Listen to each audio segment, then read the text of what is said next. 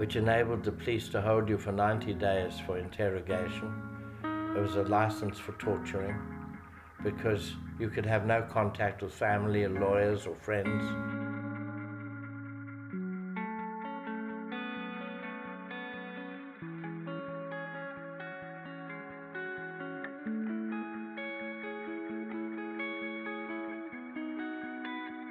And they searched the house, they found nothing.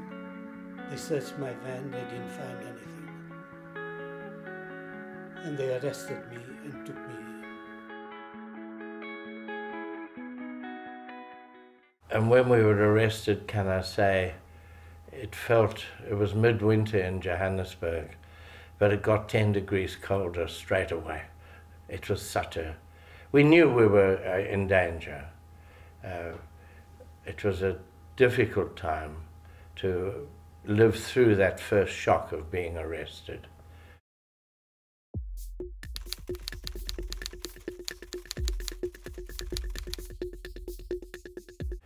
And then came the 90 days detention and the torture, and eventually being put on trial for our lives. And the security police had made it clear they were determined to have us sentenced to death.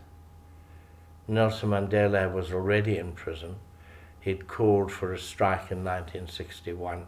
He'd left the country illegally, and they found his diaries, and he was clearly the founding commander of Umkhonto we Sizwe. So he was brought from prison to be accused number one in the Rivonia trial. I sat there and they asked me my name, details, and they wanted to know who gave me instructions.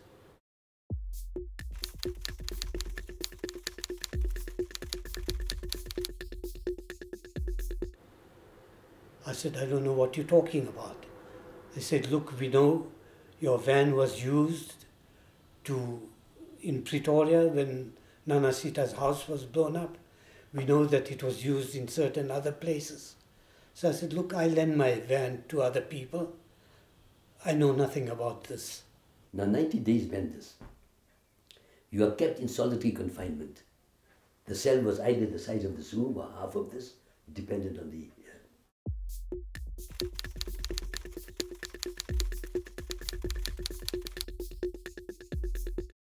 They kept you there for 24 hours of the day. Alone in your cell, no books, no radio, no visitors, no doctors, no lawyers, no family members. You're alone there for 24 hours of the day. Half an hour they allow you outside for exercise and bring you back. You do your exercise alone, you don't talk to anybody. They mentioned to someone to bring a bag. It was a Hessian bag with a weight in it. I don't know, at that time I didn't know what was in the bag. They put the Hessian bag over my head and tied it more or less by my legs, by my knees. And they asked me a few times again, tell us who gave you instructions, what you did, when you did it, and things like that. So I just said, look, I don't know what you're talking about. The next thing I knew was that someone was fiddling with my toes. So they told me to lie down flat on the ground. I tried to look, and a policeman put his foot on my chest and pushed me down. And then they tied something to my big toes, the two big toes. And then they said, we'll start with 5 volts.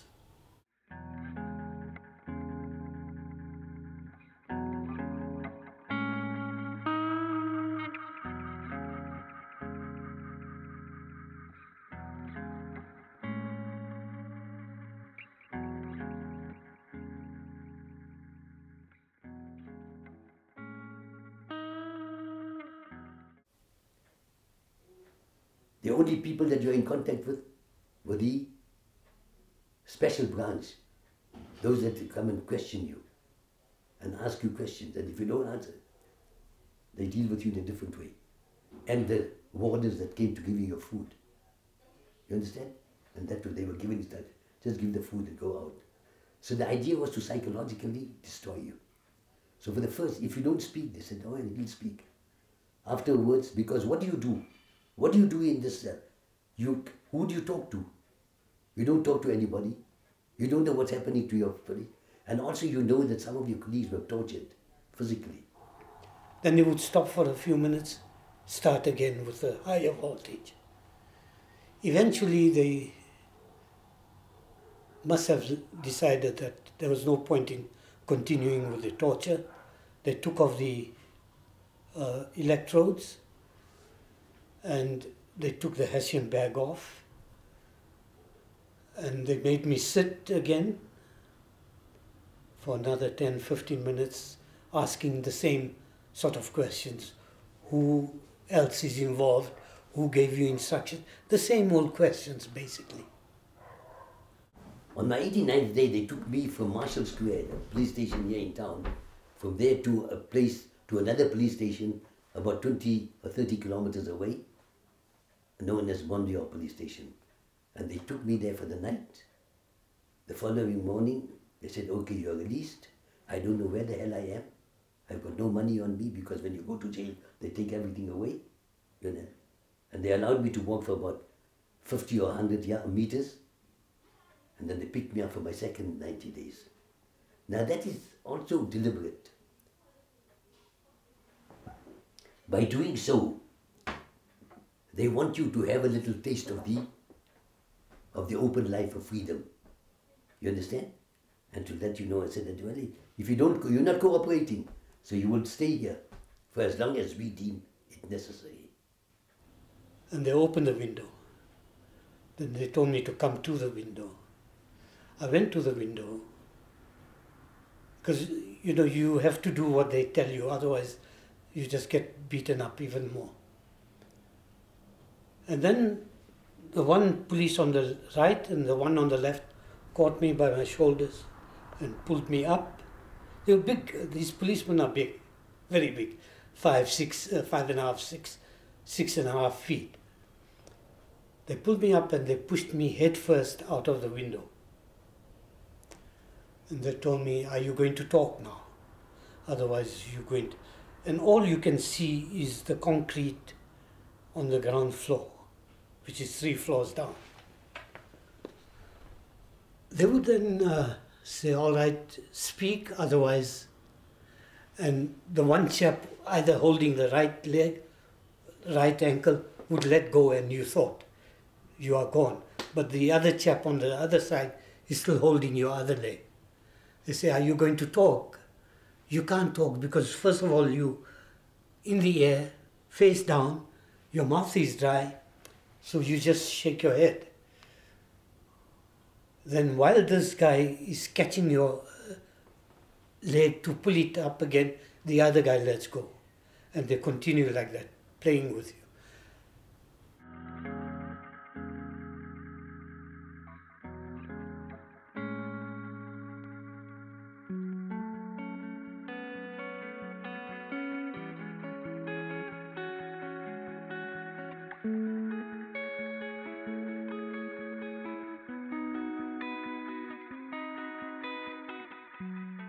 You see, once you're in jail, you try to make contact with the outside world. You make contact because otherwise your sanity goes, man. You understand? And what do you do like a prisoner of war? You think of an escape. You know? What the hell am I in here for? What have I done? Oh, you knew the only thing you did was that you took part in the movement and that you were resisting, etc. You know, you understand? So then they took us back to Marshall Square and they put us into separate cells. Isu in one cell and myself in another cell. That evening we heard someone singing and you couldn't get out of the cell, so you shout to one another. You talk to yourself, you sing to yourself, just to be sane. You understand? how the hell do you bloody pass that? You have got nothing at all, you know. So, you know, every evening I used to whistle and sing something. And one day I was whistling and I heard the guy next door also whistling the same thing. So I thought, am I going mad or is it an echo or what, you know? But in the meantime, it was Abdullah Jasset. Then the Rivonia arrest took place, and Harold Walpy and Arthur Goldwrap were brought to these cells there. And one of the African policemen came and told us that the Rivonia arrests had taken place, and there were 2 whites who had been brought to Marshall Square. We asked him if you could take us to them, and he agreed. It was at night. He opened the door and he let us to Walpy and Goldreich. We used to meet. We made friends with some of the warders, both white and black warders, you know, because they come, you know. Sooner or later they break it. Also they want to know what kind of prisoners are these. They can't go out, you can't see them, you can only, you know. So they became quite, you know, understanding. So they used to allow us open one of our doors. And at night we used to meet together. Harold Walpy had a brother-in-law who was a lawyer as well, by the name of James Cantor. Now Jimmy Cantor told Harold that he had 3,000, in those days it was pounds, he had 3,000 pounds left with Walpy's wife, and Walpy could use it as he wanted to.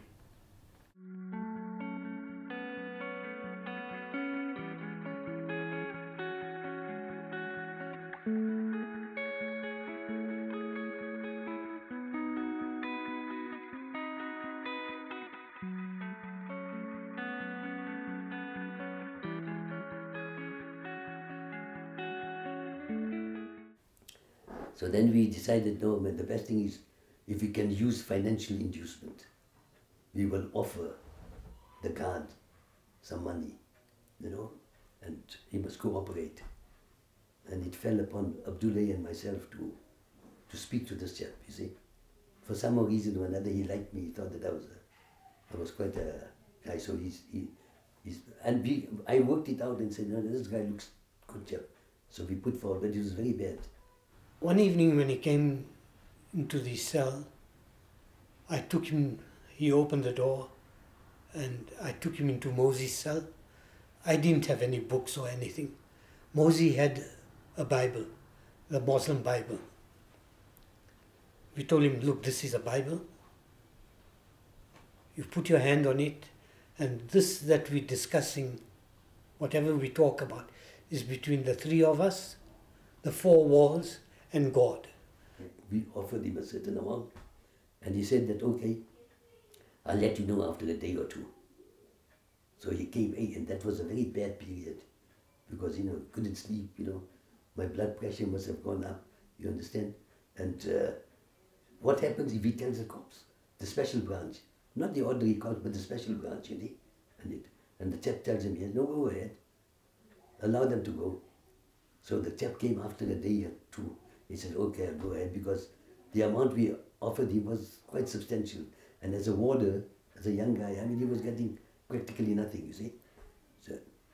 So he, then came the day of by that time we had already got the message from outside, go ahead. And we were supposed to leave anyway, to cut a long story short, we managed to escape. The plan was that we'll entice him in, knock him over the head, not hurt him, fasten him, take the keys and go out. Anyways, on the day we were supposed to leave, the police station got very busy, so we couldn't get to the first point. Anyway, the following day we left, and it became international world news. The great escape, they said, you know. And there was a reward of £5,000, captured, dead or alive, for any one of us. Because it happened so soon after the Rivonia arrest. Because the Rivonia taking place, the police were now on top, they were in the clouds. They were in 7th heaven. They talked about, hey, we've smashed the back of the liberation movement. We've got the top guys. And hardly a month or so later, we escaped from jail. So this was very bad for them.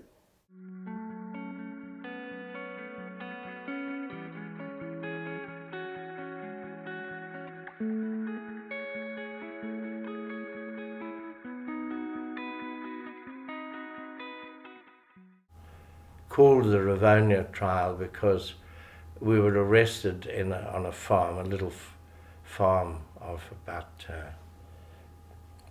12 hectares, I think,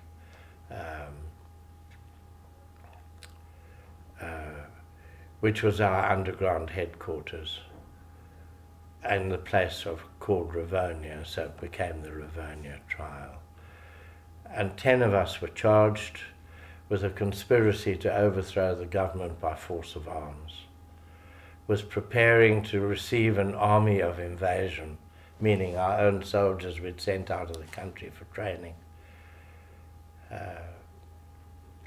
And then we were charged with particular things, like I'd bought a Volkswagen Kombi so that I could transport my comrades around, hidden behind Schöne, beautiful little curtains in it, so you couldn't see them, you see. Walter Sisulu, Govan Mbeki, Raymond Mhlaba, real great leaders. They would just see a white man driving a Kombi, which was pretty normal. I was charged with that as a criminal offence, because it was to further the conspiracy. And then I was charged under the Suppression of Communism Act with helping the African National Congress. And for each of those, in the end, all of us were charged in the same way, more or less. The details of the last two were different. I was found guilty on all four and given 4 life sentences. And it was a relief to get life sentences and not the death sentence. I'm not sure still why the judge didn't sentence us to death. Partly because of the behaviour of the state prosecutor, who did not really prove his case properly, but also I think there was a personal antagonism between the judge and the prosecutor. But at a more rational level, to have created martyrs would not have helped the apartheid state. That's my understanding.